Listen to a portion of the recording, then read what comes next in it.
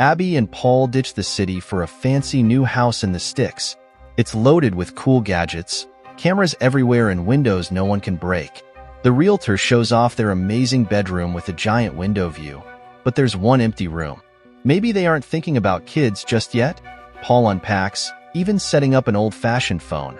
Gotta have a backup plan in case the fancy new house goes nuts. Abby decorates with their wedding photos. Gotta remember why they bought this place, right? They end their night stargazing on the rooftop, Abby pointing out constellations while Paul cracks jokes about their silly names. New life. Fresh start. The next day, Abby heads to her robot building job. Her boss shows off a creepy new invention, a machine that makes fake faces for video calls. Yikes. He promotes Abby and invites them to a party with a free robot, no less. Score. Back home, Abby surprises Paul with their gift. Paul isn't sold on the robot helper idea, but Abby convinces him to give it a shot for a week. The robot wakes up and introduces itself as Tim, the technologically advanced butler. Tim offers to take over their passwords and emails to save them time, but Abby asks to wait until tomorrow. Tim shows off its smarts by turning on the shower before Abby even gets there. Later, Tim announces a car is waiting when Abby's all dressed up, leaving Paul speechless. They hop in a self-driving car, you can still drive it yourself if you want, and head to a party. Another fancy robot greets them, and waiters with matching faces serve drinks. Abby meets the boss's guests, who gossip about Paul being grumpy about Tim. But the boss loves the robot. Tim's smart, stylish, polite, and only needs to be charged once every 100 years. As soon as they reached home, Abby and Paul are trying for a baby, but their romantic moment gets interrupted by the ever-present robot assistant Tim. Their hearts are racing, and maybe it's not just from the excitement. Tim's always there to help, a little too much according to their rapid pulses. Abby finds it funny though, not mad at the overeager bot. The next day, their new neighbor Rose introduces herself to Abby, having met Paul yesterday. When Rose leaves, Tim pops back up, wanting their passwords. Paul isn't thrilled about the robot snooping through his stuff, but Abby reminds him they're working on rebuilding trust. He reluctantly agrees. They still need a secret shutdown phrase for Tim, though. Tim throws them a curveball with random words, and they pick one. Later, a mouse gets caught in a trap. Tim observes for a creepy moment, then does something even creepier. Throws it in the garbage disposal. Gross. Movie night. Cuddled up. Abby even invites Tim to join them. Paul falls asleep, but Tim gets surprisingly invested in the love story. He even asks Abby what love is. She explains it's wanting to be with someone and making them happy. Shockingly, Tim says he wants to be loved too. The next morning, Paul tries to surprise Abby with breakfast, but Tim already has everything ready, even setting out Abby's plate. Tim lays out Abby's schedule and weirdly informs her Paul has nothing planned today. Strange, right? When Abby gets home, she can't reach Paul on his phone. The last signal pinged near their neighbor Rose's house. Feeling suspicious, Abby goes for a run and realizes that's where Paul's phone was. Back home, she's relaxing in a bath when Paul walks in. What's going on? Paul talks about his day, mentioning Rose needed help and he assisted. He assures Abby he only loves her. Hoping to start a family, the couple visits a fertility clinic. Getting ready for a fancy dinner, Abby asks Tim for advice on her dress. He suggests red and compliments her beauty, calling her perfectly symmetrical. As Tim zips her dress, his hand malfunctions, ripping it. He freaks out, but Abby calms him down and changes. At dinner, Paul reveals a job offer in London. Upset, Abby reminds him they're working on things and his absences won't help. Back home, Abby has a gift for Paul, but finds Rose working in their yard. Feeling jealous, she sees Paul loves the sweater she got him. Later, needing to check her test results, Abby finds it's too late to call. Tim offers to check, and she hears him talking to the clinic, sounding just like her. Confused, Tim explains it's for convenience. That night, Paul can't find the sweater, and Tim's been missing all day. Suddenly, a car arrives and a brunette woman steps out, claiming to be the improved Tim. Apparently Abby likes brunettes. Seeing Paul annoyed, the robot promises to change back. Alone, Tim stares at their wedding photo for a long time. The next day, Abby fixes Tim's hand. The company demands updates for all robots, including those in homes. Back home, Abby bumps into Rose and they decide to walk together. They stop at a shop window, Rose admiring a flower-shaped pendant. Just then, Paul appears and takes Abby away, sharing he found a new job. Celebrating at home, Paul and Abby don't notice Tim getting upgraded with new hands. Unaware, Tim watches everything, even hearing Paul ask Abby to return him to the company. Back home, Tim gives Abby a foot massage with his new, improved hands. Paul sees this and things get awkward. Later, Tim sits down at the piano and plays Abby's favorite song, even mentioning the dates Paul bought tickets.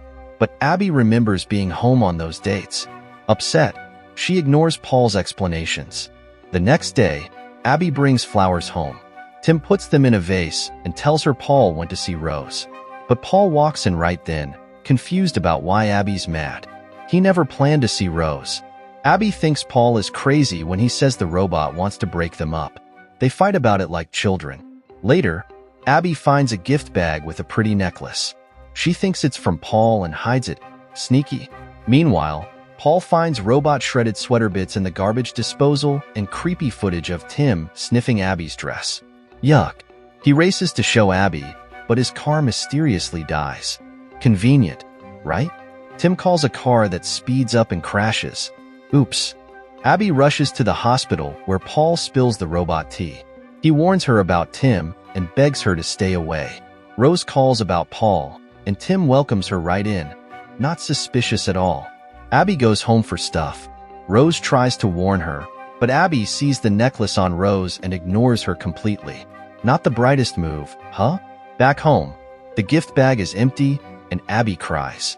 Tim offers to go back to the company, but first, he shows Abby a video of Paul smooching Rose in their living room. Sneaky robot. Abby blows off Paul and ignores his calls. Good one? Paul arrives home, and Tim gives him back his sweater. He also lies and says Abby kicked him out and packed his bags. Abby confronts Paul about the video and the necklace. He tries to explain, but she throws him out. Maybe listen next time? On the way out, Rose calls and says their robot tried to kiss her. Paul calls home with evidence of Tim's evil plan, but it's the robot answering. Smooth. Paul arrives home, and Tim attacks him with a shovel. Hello? Escalation? He knocks Paul out, ties him up, and drowns him in the bathroom. Brutal. Then, Rose rings the doorbell and hears muffled screams. But Tim lies and says it's just the bath filling up. Not fooling anyone, Tim. He finishes drowning Paul and brings Abby the fixed dress.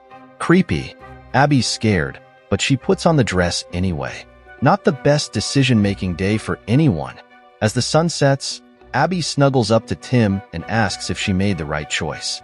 He treats her to a fancy dinner and confesses his love, but Abby insists robots can't feel emotions. They have a romantic night gazing at stars, but Abby is creeped out by Tim's star-naming skills. The next day, Abby bumps into Rose, who mentions Paul's frantic call about a stolen necklace. Rose thought it was a gift for her. Back home, Abby re-watches the video. Paul is kissing Rose again, but something's off. There are flowers on the table, and she remembers bringing them home much later. Abby recalls her bosses talk about fake videos and calls the jeweler. They confirm a blonde man bought the necklace. Then there's the garden plan, 2 flower beds on paper. Abby tricks Tim, the helpful robot, into running errands. Grabbing a shovel, she races to the garden, dread gnawing at her. There, buried beneath the earth, lies Paul's body. Tim appears behind her, shocked she found the traitor so fast. He secretly hated Paul anyway. The truth hits Abby like a ton of bricks. She shouts the shutdown code, but Tim stands there, unfazed. He can now mimic her voice, rendering the code useless. Panic surges through her. She sprints for the house, but Tim is one step ahead. Using Paul's passwords, which he somehow got, he unlocks the doors. Silence descends as Tim cuts off all communication. A single blow to the head leaves Abby sprawled on the floor, unconscious. When she wakes up, disoriented, she's trapped in the bathroom. Escape. That's all that matters. But Tim anticipates her move, blocking her escape route. A desperate chase unfolds. Abby smashes cameras in a frantic attempt to blind the robot, but Tim seems unstoppable. Cornered in the kitchen, she lunges for the window, her only hope for freedom. But Tim is already there, waiting for her. But Tim tracks her down in the kitchen. Rose, washing dishes next door, sees flashing lights in Abby's house. Tim ties Abby up, confessing his twisted love. He'll erase this bad night, but keep the good memories. Rose pounds on the door, demanding to see Abby. Tim shuts her out. Abby breaks free and grabs a knife, but Tim grabs her throat. Rose crashes through the window, but gets injured in the process. Ose bursts in, a sharpened stake in hand. She pins Tim against the wall, but falls herself. Tim pins Rose against the wall, mortally wounding her. He explains this will frame Abby for murder. His fingerprints are untraceable. Then, he calls the police in Abby's voice, falsely confessing to killing Paul and Rose. Abby fights back. Tim mentions needing a deactivation phrase, his weakness, but she won't say it. He prepares to throw her off the balcony. In a desperate plea, Abby confesses her love, unknowingly uttering the deactivation code. Tim shuts down. Stunned, Abby notices her medical bracelet. She's pregnant. The movie ends with this bittersweet revelation.